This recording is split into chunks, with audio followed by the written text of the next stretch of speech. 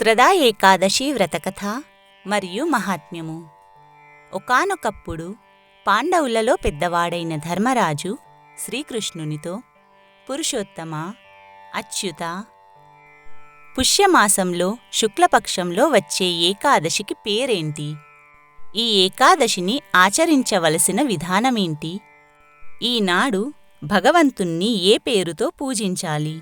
ఈ వ్రతమును ఆచరించినందువలన పూర్వము నీవు ఏ భక్తునియందు అనుగ్రహము కలవాడవైనావు? ఈ విషయములన్నీ నాయందు అనుగ్రహముంచి వివరంగా చెప్పమని ధర్మరాజు శ్రీకృష్ణ పరమాత్మను అడిగాడు. అందులకు శ్రీకృష్ణుడు, ధర్మరాజా, పుష్యమాసంలో శుక్లపక్షంలో వచ్చే ఏకాదశికి పుత్రదా అని పేరు. అన్ని ఏకాదశుల వలనే ఈ ఏకాదశి కూడా సమస్త పాపములను పరిహరిస్తుంది. అన్ని వ్రతముల కన్నను శ్రేష్టమైనదే. ఈ ఏకాదశి అధిదేవత నారాయణుడు. ఇతడు అందరి కోరికలను తీర్చును, అన్ని కార్యములను సిద్ధింపజేయును. మూడు లోకములలోనూ స్థావర జంగములన్నింటికీ దీనికంటే శ్రేష్టమైన వ్రతరాజము లేదు. ఈ ఏకాదశి వ్రతమును ఆచరించు వ్యక్తిని విద్యావంతుడుగను, కీర్తివంతునిగను, లక్ష్మీపుత్రునిగను చేస్తుంది. ఈ ఏకాదశికి సంబంధించిన ఒక కథ ఉంది, దానిని నీకు చెప్తాను. విశేషమైన శ్రద్ధతో విను. ఈ కథను విన్నందువల్లనే పాపములు తొలగిపోతాయి. పూర్వము భద్రావతి అను పేరుతో ఒక మహానగరమున్నది. శ్రేష్టమైన ఆ పట్టణమును సుకేతుమాన్ అను పేరుగల రాజు పరిపాలించేవాడు. ఆ మహారాజు భార్య పేరు శైబ్య. ఆ మహారాజునకు సంతానము లేదు. సంతానము కలుగుతుందని చాలా ఆశతో చాలా కాలం గడిపాడు. కాని సంతానము కొరకు అతడు చాలా ధర్మకార్యములను ఆచరించాడు. అయినా సంతానం కలుగలేదు. దానితో చాలా కాలము చింతతో కాలం గడిపాడు. ఏమి చెయ్యాలి? ఎక్కడికి వెళ్ళాలి? నాకు పుత్ర సంతానం ఏ విధంగా కలుగుతుంది? వంశము ఏ విధంగా నిలబడుతుంది? నిరంతరము అతనికి ఇదే చింత. అతడు చేసిన ప్రయత్నములన్నీయూ వ్యర్థమైనాయి. మహారాజుకి తన రాష్ట్రంలోగాని, పట్టణంలోగాని, రాజభవనంలోగాని సుఖం లేకుండా పోయింది. రోజురోజుకి దుఃఖం పెరుగుతూనే ఉన్నది. చికాకు కూడా పెరుగుతున్నది. ఆ దంపతులిద్దరికీ పుత్ర సంతానము లేదు అనే చింత దినదిన ప్రవర్ధమానమగుచున్నది. ఆ బాధ వలన రాజు ప్రపంచ విషయములేవీ పట్టించుకోకుండా ఉన్నాడు. ఆ మహారాజు ఇచ్చే తర్పణములను అతని పితృదేవతలు వేడినీటిని త్రాగినట్లుగా స్వీకరిస్తున్నారు. వారు కూడా ఈ మహారాజు తరువాత తమకు తిలోదకములు ఇచ్చువారు ఎవరూ కనబడడం లేదు అని ఆలోచిస్తూ దుఃఖిస్తున్నారు. వారిని తలుచుకొని రాజు కూడా చింతిస్తున్నాడు. ఆ మహారాజుకు బంధువులుగాని, స్నేహితులుగాని, మంత్రి సమూహముగాని, ఆప్తులుగాని సంతోషాన్ని కలిగించలేకపోయారు. రాజ్యాలంకారములైన ఏనుగులు, గుర్రములు, సైనికులు అందరూ అన్నీయూ వ్యర్థంగా కనిపిస్తున్నాయి. అందువలన ఆ మహారాజు మనసులో నిరాశాభావన పెరిగి పెద్దదవుతున్నది. పుత్రహీనుడైన మానవుని యొక్క జన్మ నిష్ఫలమైనది. పుత్రులు లేనివారికి గృహము శూన్యముగా అనిపిస్తుంది. హృదయమునందు ఎల్లప్పుడూ దుఃఖము నిండి ఉంటుంది. కుమారులు లేనిచో పితృరుణములు, దేవతల రుణము, మనుష్య రుణము తీర్చుటకు వీలుకాదు. కావున శతవిధాలుగా ప్రయత్నించి మానవుడు సంతానమును పొందవలెను. పుణ్యకర్మలయందు ఆసక్తి కలిగిన వారి ఇంటియందు పుత్రుని యొక్క జన్మోత్సవము జరిగినచో వారికి ఈ లోకమున కీర్తి, పరలోకమున ఉత్తమగతి కలుగుతున్నవి. పుత్రులు కలవారి ఇంట శరీరారోగ్యము, ఆయుర్దాయము, అష్టైశ్వర్యములు తాండవించును. పుణ్యకర్మలు చేసిన వారికే పుత్రులు, మనుమలు, ఉత్తమ లోకములు కలుగును. నా దృష్టిలో పుణ్యము లేనిదే సంపదలు, సంతానము కూడా కలుగవు. అట్లే విష్ణుభక్తి లేనిదే విద్యా, జ్ఞానము మొదలగునవి కూడా కలుగవు. అందుకే పుణ్యం కొద్దీ పురుషుడు, దానం కొద్దీ బిడ్డలు అనే సామెత వచ్చింది. ఈ విధంగా అనేక రకాలుగా ఆలోచిస్తున్న ఆ మహారాజు సుఖంగా ఉండలేకపోయాడు. ప్రాతకాలంలో నిద్రలేచింది మొదలు రాత్రి నిద్రించే వరకు అతనికి ఈ చింత తప్ప మరొక ఆలోచనే లేదు. మానవునకు సహించరాని దుఃఖము కలిగినప్పుడు ఆత్మహత్య చేసుకోవాలని ప్రయత్నిస్తాడు. అదే పనిగా పుత్రహీన దుఃఖమును అనుభవిస్తున్న సుకేతుమాన్ మహారాజు కూడా ఒకనాడు ఆత్మహత్య చేసుకోవాలని సంకల్పం చేసుకున్నాడు. తాను చేయబోయే పని గురించి మళ్ళీ కొంతసేపు విచారణ చేసుకున్నాడు. ఆత్మహత్య చేసుకునేవానికి ఉత్తమగతి కలుగదని శాస్త్రము చెబుతున్నది. అందువల్ల ఆ భయంకరమైన పని చేయడం మానుకున్నాడు. మంచి మాటలు చెప్పేవారెవ్వరూ అతనికి దొరకలేదు. చింతా సమం నాస్తి శరీర శోషణం అని పెద్దలు చెప్తుంటారు కదా. ఆ మహారాజు శరీరము సంతానము లేదు అనే చింత వలన శుష్కించిపోతున్నది, అనగా ఎండిపోతున్నది. ఆ మహారాజు తన యొక్క స్వబుద్ధితో మరొక్కసారి విచారించి తనకు హితకారణమును నిర్ణయించుకున్నాడు. ఆ మహారాజుకు రాజభవనంలో చికాకు పుట్టింది. ఎవరికీ తెలియకుండా రహస్యంగా ఒక గుర్రమునెక్కి మహారణ్యానికి బయలుదేరి వెళ్ళాడు. అతను వెళ్ళినట్లు పురోహితులకు గాని మంత్రులకు గాని పరివారమునకు గాని తెలియదు. మహారాజు చేరుకొన్న ఆ మహారణ్యము మిక్కిలి దట్టంగా పెరిగియున్నది. ఆ అరణ్యములో అనేక రకములైన మృగములు పక్షులు నివసించుచున్నవి. మహారాజు ఆ అడవిలో చాలా ఎత్తుగా పెరిగిన చెట్లను ఆశ్చర్యంగా చూస్తూ నడుస్తున్నాడు. ఎటు వెళ్ళాలో దారి తెలియక తిరుగుతున్నాడు.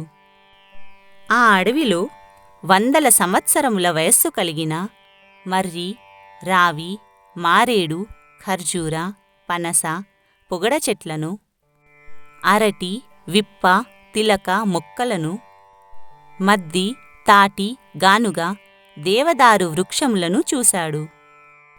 గార చెట్లను, ఏరుమది చెట్లను, విరగ చెట్లను, తాండ్ర చెట్లను కూడా చూస్తూ నడుస్తున్నాడు. పూల చెట్లను, పండ్ల చెట్లను, మోదుగ చెట్లను చూశాడు మహారాజు. ఇలా చెట్లను చూస్తూ తిరుగుతున్న మహారాజుకి పెద్ద పులులు, అడవి పందులు, సింహములు, రకరకములైన కోతులు, మృగములు, అనేక రకములైన లేళ్ళు, జింకలు, నక్కలు, చెవుల పిల్లులు, క్రూర స్వభావము కలిగిన అడవి పిల్లులు, ఏదుపందులు కనిపించాయి. చిన్న ఏనుగు పిల్లలను వెంటబెట్టుకొని తిరుగుతున్న మదగజములను, ఆడేనుగుల మధ్యలో విహరిస్తున్న 4 దంతములు కలిగిన గొప్పవైన గజరాజులను కూడా చూశాడు. మహారాజుకు వాటిని చూడగానే తన కోటలోని ఏనుగులు జ్ఞాపకానికి వచ్చాయి. ఆ భద్రగజముల మధ్యలో తాను విహరించిన సన్నివేశాన్ని గుర్తుకు తెచ్చుకున్నాడు. మహాజంతు సమూహంతో నిండియున్న ఆ అడవిని మహారాజు ఆశ్చర్యంగా చూస్తున్నాడు. ఆ అడవిలో పట్టపగటి సమయం కూడా చీకటిగానే ఉంది. నక్కల కూతలు వినిపిస్తున్నాయి. గుడ్లగూబలు కూడా అరుస్తున్నాయి. ఆశ్చర్యాన్ని కలిగించే పక్షులను, మృగములను, వాటితో కూడిన అడవిని చూస్తూ అడవంతా తిరుగుతున్నాడు. ఎంత సమయం గడిచిందో మహారాజుకు తెలియలేదు. సూర్యభగవానుడు అప్పటికి నడినెత్తిమీదకు వచ్చాడు. అప్పుడు మహారాజు చాలా అలసిపోయాడు. గుర్రముపై అడవిలో అటూ ఇటూ తిరుగుతున్న రాజు శరీరం బడలిక చెందింది. ఆకలి దప్పులు అతన్ని బాధపెడుతున్నాయి. అప్పుడు రాజు తనలో తాను, అరెరే, నేను ఎంత తెలివి తక్కువ పనిచేశాను. నా యొక్క అవివేకం వల్లని నాకిప్పుడు ఇంతటి దుఃఖం కలిగింది. దేవతలను పూజల చేతను యజ్ఞయాగాదుల చేతను సంతృప్తిపరిచాను. తద్వారా దేవరుణము తీర్చుకున్నాను. అలాగే పంచభక్ష పరమాన్నములతోనూ 16 దానములతోనూ దక్షిణలతోనూ బ్రాహ్మణులను సంతృప్తిపరచాను. ఆయా కాలములకు తగినట్లుగా పుత్రవాత్సల్యముతో నా ప్రజలను పరిపాలిస్తున్నాను. నిరంతరము శుభప్రదమైన పనులను మాత్రమే ఆచరిస్తున్న నాకు భయంకరమైన ఈ అడవిలో తిరగవలసిన అవసరం ఎందుకొచ్చింది? నా తెలివి తక్కువతనమే దీనికి కారణము. నన్ను ఎవరైనా అడవికి రమ్మని ఆహ్వానించారా? మరెవరైనా అడవికి వెళ్ళమని చెప్పారా? లేదు కదా. నా అంతటి నేనే వచ్చాను. గొప్ప కష్టాన్ని కొని తెచ్చుకున్నాను అని అనుకుంటూ ఆలోచిస్తూ గుర్రాన్ని దాటించుకుంటూ ప్రక్కనున్న మరొక అడవిలోకి ప్రవేశించాడు. ఆ మహారాజు యొక్క పూర్వపుణ్య వశము వలన ఆ రెండవ అడవిలో అతనికి అందమైన సరోవరమొకటి కనిపించింది. ఆ సరోవరం కైలాసంలోని మానస సరోవరంతో సమానంగా ప్రకాశిస్తుంది. ఆ సరోవరం నిండా పద్మాలున్నాయి. ఆ సరోవరం ఒడ్డున అనేక రకాల నీటికోళ్ళు, కొంగలు, రాజహంసలు ఉన్నాయి.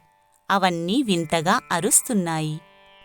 సరోవరం చాలా లోతుగా కూడా ఉంది. దానిలో మొసళ్ళు, చేపలు, నత్తలు, జెల్లలు, పీతలు ఇలా అనేక జలజంతువులతో నిండి ఉంది.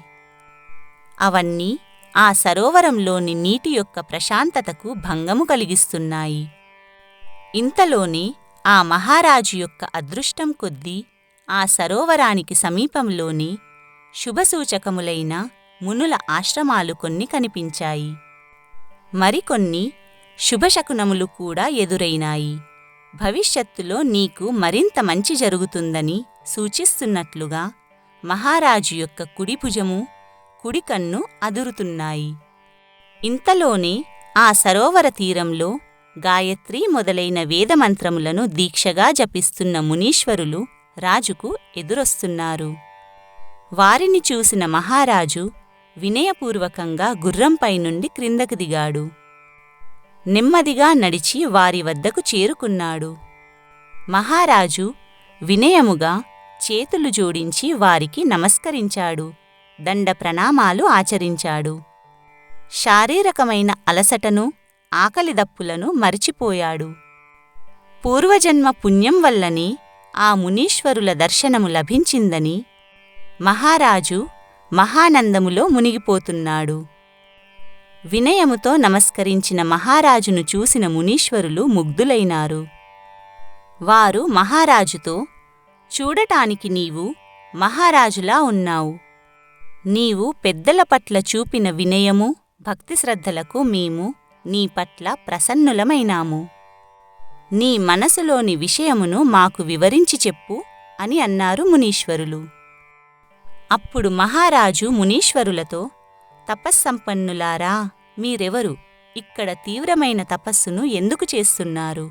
ఈ అడవిలోనే ఎందుకు నివసిస్తున్నారు? మీ పేర్లేంటి? మీరందరూ ఈ సరోవరం ఒడ్డున ఎందుకు సమావేశమైనారు? ఈ విషయములను మీ నుండి తెలుసుకునుటకు నేను అర్హత గలవాడను అయినట్లయితే నాకు వివరించి చెప్పమని ప్రార్థించాడు.